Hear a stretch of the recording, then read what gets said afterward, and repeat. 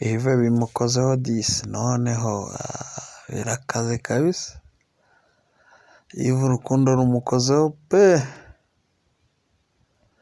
birarengeje. Bebe kano karirimbo gashasha. Muri studio mudufitiye iki? Hari imirongo myinshi.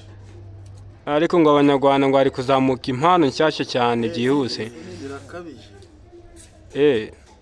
Nabonye umupeti ngo ni petit frère aho kama. Wamubonye nawe?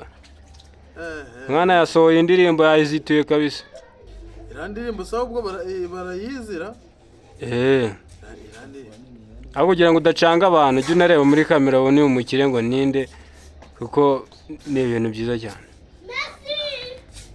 Nani wa muhungu wanyu basanzwe bamuzi na.